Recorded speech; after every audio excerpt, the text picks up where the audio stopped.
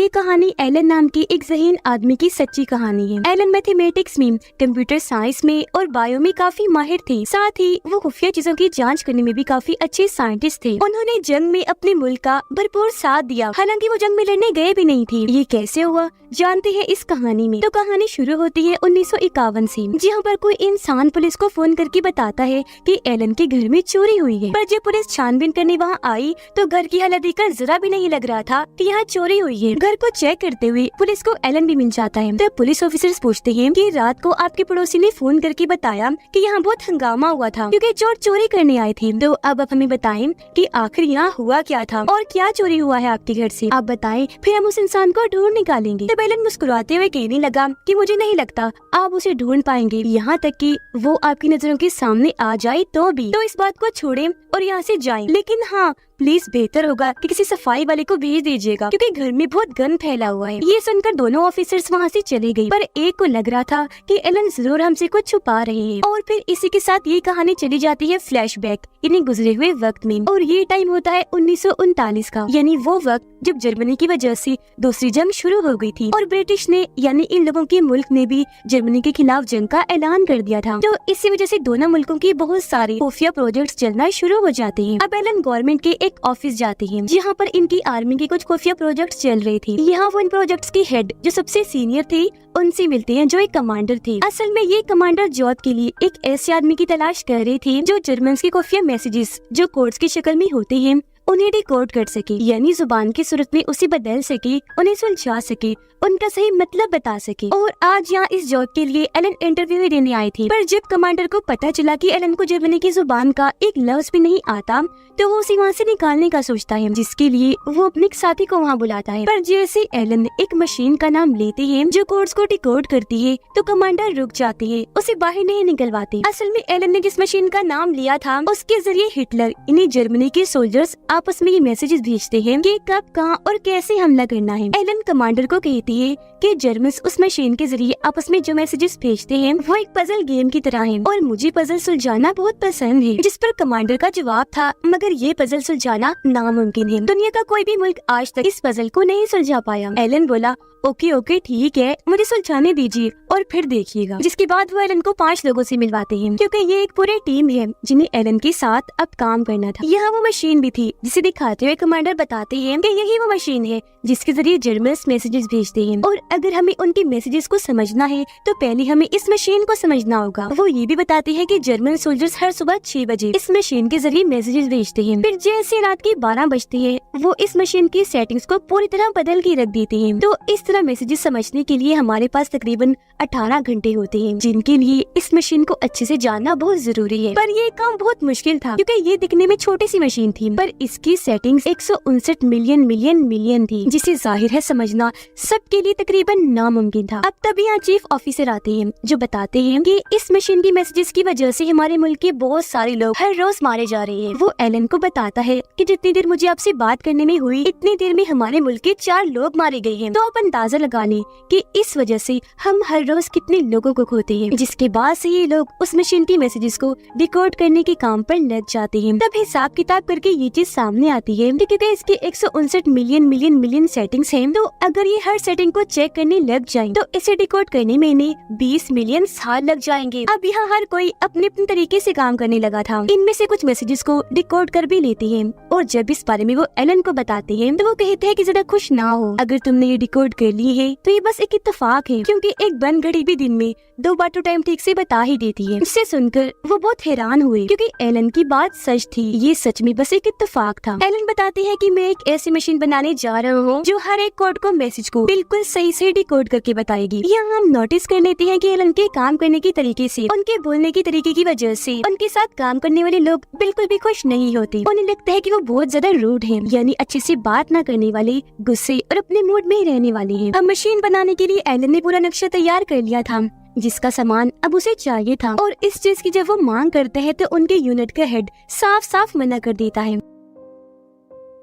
जिसके बाद एलन जाता है कमांडर के पास और उन्हें समझाने की कोशिश करता है कि देखिए, एक मशीन की मैसेजेस को समझने के लिए हमें इंसानी दिमाग की नहीं बल्कि मशीन की ही जरूरत पड़ेगी, क्योंकि ये बस एक छोटी सी मशीन है, पर आम नहीं है, बहुत खास एडवांस मशीन है। तो इसे समझने के लिए मुझे मशीन बनानी है जिसका सामान चाहिए। पर उसके काम में कमांडर भी दिलचस्पी नहीं लेती। इसकी एक वजह ये भी थी कि एलन के साथ काम करने वालों ने उसके खिलाफ शिकायत की थी। अब जब यहाँ उसका काम नहीं बना तो एलन प्रेसिडेंट को एक खत लिखता है और अपनी सारी बात सामने रखी मशीन बनाने के खर्च की मांग करता है। प्रेसिडेंट उसके खत को पढ़ते हैं और जब उसकी मशीन बनाने के काम को समझते हैं तो ना वो सिर्फ उसे पैसे देते हैं बल्कि उसे इस पूरे प्रोजेक्ट का हेड भी बना देते हैं। तब हेड बनते ही एलन 2 लोगों को निकाल देता है, क्योंकि वो समझ गया था कि इस प्रोजेक्ट में ये दोनों किसी काम आने वाले नहीं हैं। अब क्योंकि 2 लोग कम हो गई थी तो इसका मतलब अब उसने 2 और लोगों को काम पर रखना है। पर वो उन 2 लोगों को अपनी मर्जी से अपने तरीके से हायर करना जॉब के लिए चुनना चाहता था। वो अखबार के जरिए एक बहुत ही मुश्किल क्रॉसवर्ड बनाता है जो एक पजल, एक पहेली ही होती है, और लिखता है कि जो कोई भी इसे 10 मिनट में सुलझा देगा उसे इंटरव्यू के लिए हमारे पास आना होगा। ये खबर पढ़ते ही बहुत सारे लोग वहाँ आते हैं। आज इन सबका इंटरव्यू था जहाँ इन्हें एक और क्रॉसवर्ड दिया जाता है और कहा जा रहा था कि आपको इसे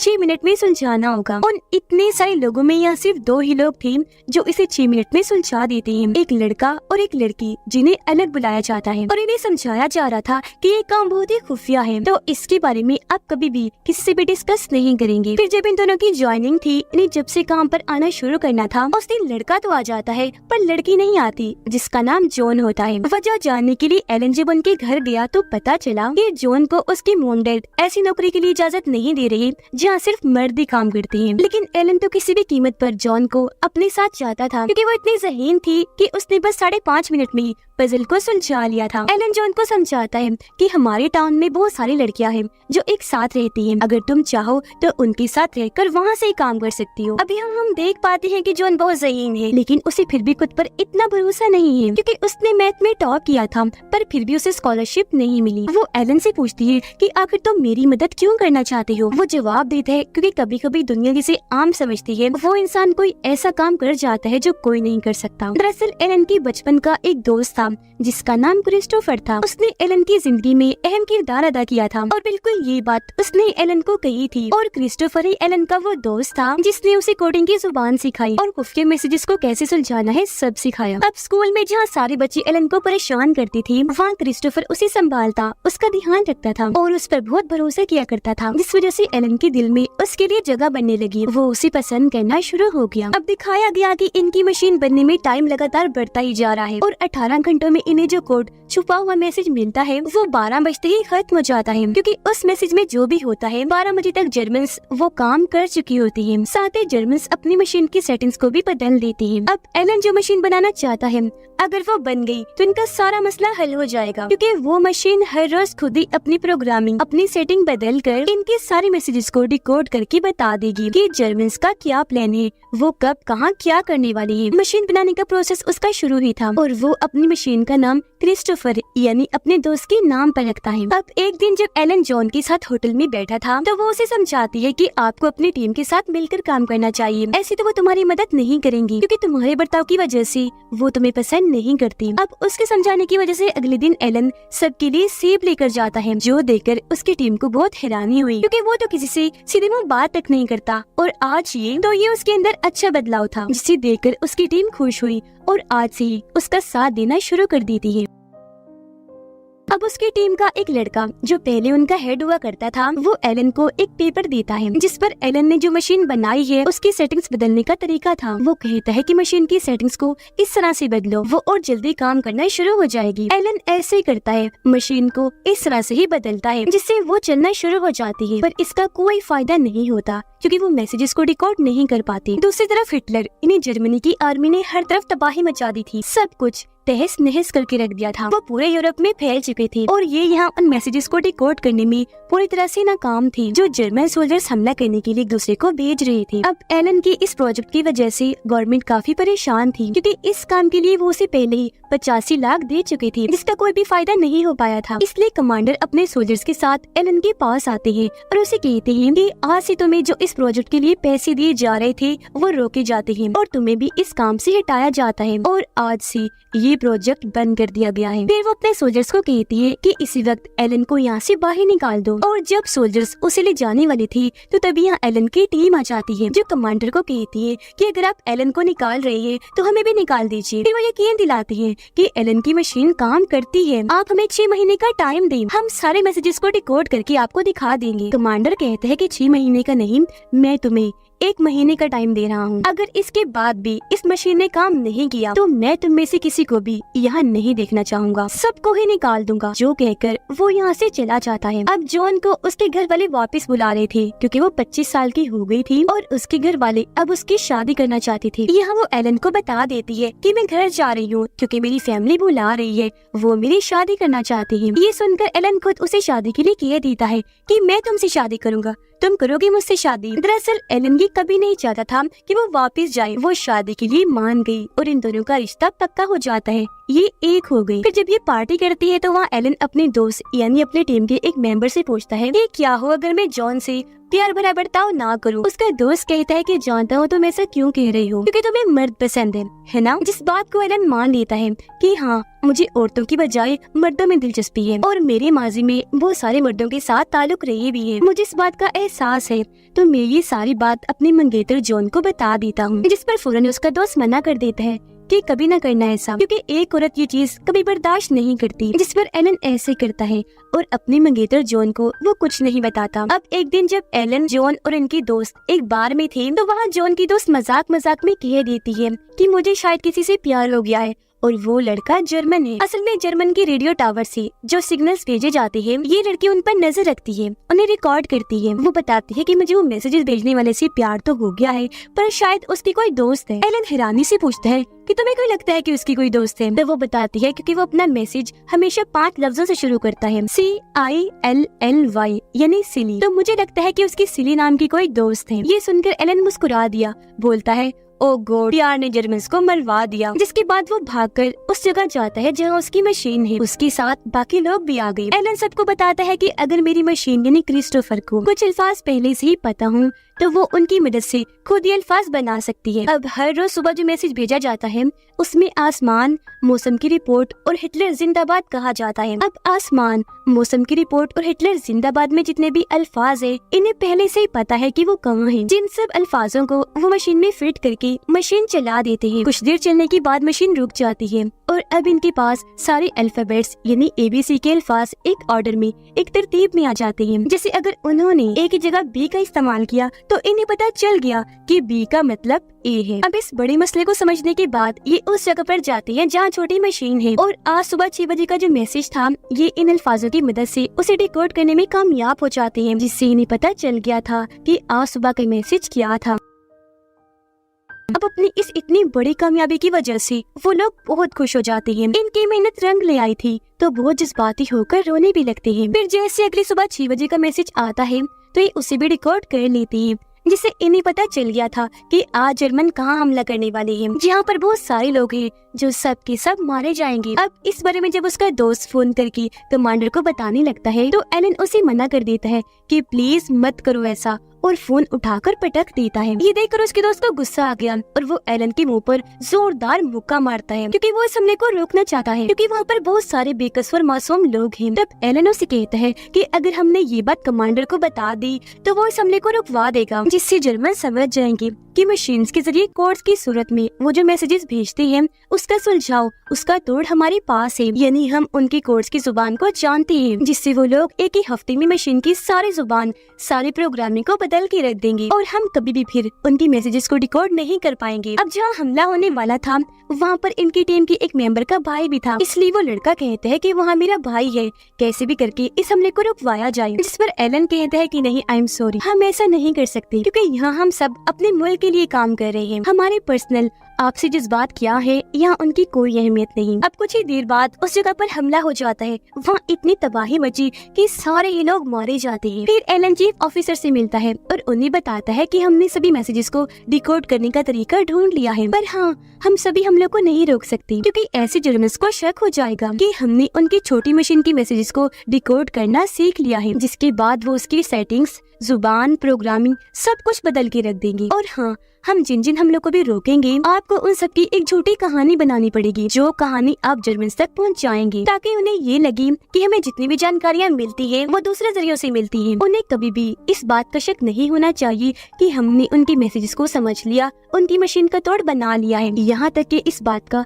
कमांडर को भी पता नहीं चलना चाहिए। जिसके बाद ये ऐसे ही काम करते हैं। अब एक दिन जब ये काम कर रही थी तो एलन को पता चल जाता है कि जो उसका दोस्त था, यानी उसकी टीम का वो लड़का जिसे इस बात का पता है कि एलन को मर्दों में दिलचस्पी है, वो असल में जर्मन का जासूस है जो सारी जानकारियाँ जर्मन को देता है। तब एलन उसके पास जाकर धमकाता है कि मैं ये बात जाकर कमांडर को बता दूंगा। तब वो लड़का भी धमकाने लगा, कहता है कि ठीक है बता दो जाकर, लेकिन फिर मैं भी तुम्हारी वो मर्दों वाली बात सबको बता दूंगा। दरअसल ये वो वक्त है जब मर्दों से ताल्लुक रखना बहुत बड़ा जुर्म है, जिसकी एलन को सजा भी मिल सकती है। अब जब ये बात एलन अपने चीफ ऑफिसर को बताता है तो वो जवाब देता है कि हाँ, हम ये बात पहले से ही जानते थे कि वो जर्मन का जासूस है और जो मैसेजेस वो जर्मन को भेजता है हम सब जानते हैं, पर इससे हमारा ही फायदा होता है और जर्मन का नुकसान, क्योंकि वो बेवकूफ नहीं जानता कि ऐसी जासूसी करके वो अपने ही मुल्क का नुकसान कर रहा है, क्योंकि उसके पास दरअसल तुम्हारी जैसी अकल नहीं है।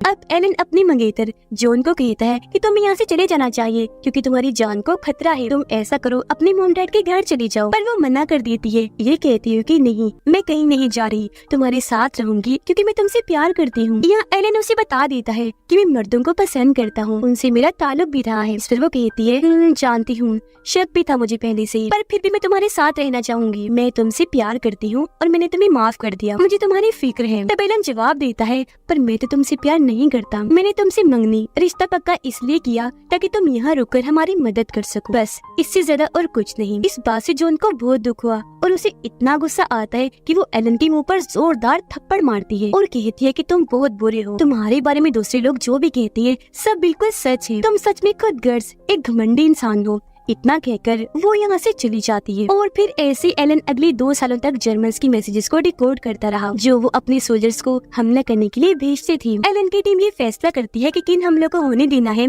और किन हमलों को रोकना है। तो वो फैसला करती है कि हम बड़े हमलों को रोकेंगे ताकि अपनी छोटे जीतों से जर्मन्स को यही लगे कि अभी तक कोई भी उनकी मशीन को डिकोड नहीं कर पाया। पर असल में एलन ने बड़े बड़े हमले और जंगों को अपनी मशीन से मैसेजेस को डिकोड करके रोक दिया था, जो जर्मन्स के लिए एक काफी बड़ी हार थी। फिर आखिर 2 सालों बाद ये जंग खत्म हो ही जाती है, जिसमें जाहिर है ब्रिटिश ही जीतता है। कहा गया कि ब्रिटिश कभी ये जंग जीत ही ना पाता अगर एलन अपने दिमाग से वो मशीन कभी बनाता ही ना, क्योंकि उस वक्त जर्मनी बहुत ताकतवर मुल्क था। इस जीत के बाद इनका चीफ ऑफिसर इस टीम से मीटिंग करता है, कहता है कि आप लोग अपनी इस मशीन को और इस प्रोजेक्ट के सारे पेपर्स को जला दो, खत्म कर दो। कभी भी किसी को ये पता नहीं चलना चाहिए कि तुमने इस प्रोजेक्ट पर काम किया है और अब तुम सब लोग अपने अपने घर जा सकते हो। इसके बाद ये कहानी वापस आ जाती है प्रेजेंट टाइम, इन्हीं मौजूदा वक्त में, जहाँ पता चला कि एलन के घर में कोई चोरी नहीं हुई थी, बल्कि वो रात में अपने दोस्त के साथ था और इस वक्त भी मर्दों के साथ ताल्लुक रखने को जुर्म माना जाता था, जिस वजह से एलन को गिरफ्तार कर लिया जाता है। तब जज एलन के सामने 2 ऑप्शन रख देता है कि या तो तुम्हें 2 सालों के लिए जेल जाना होगा या तुम्हें अपनी सर्जरी करवा के अपने जिस्म में बदलाव करने होंगे, साथ ही तुम्हें थेरेपी भी लेनी होगी ताकि कभी भी तुम्हारे दिमाग में इस तरह की गलत चीजें ना आए। तब एलन सर्जरी और थेरेपी को चुनता है, जिसकी वजह से वो काफी कमजोर हो गया था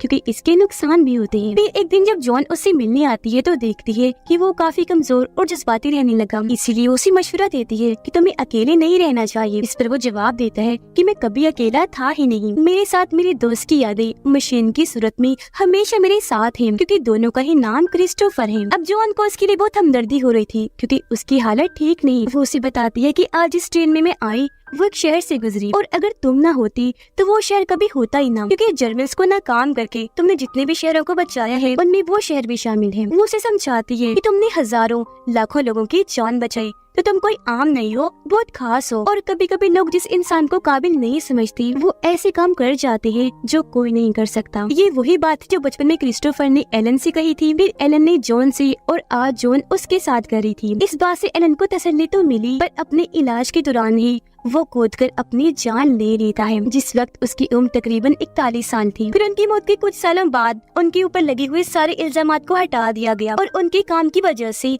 एलन को काफी सराहा गया, उनकी तारीफ की गई, बहुत इज्जत मिली, क्योंकि उन्होंने कारनामा ऐसा करके दिखाया जो कभी कोई नहीं कर सकता था। जिन्होंने जंग में जाए बगैर ही अपने मुल्क का बहुत साथ दिया और हजारों लाखों लोगों की जान बचाई। और इसी के साथ एलन की जिंदगी की ये कहानी इधर ही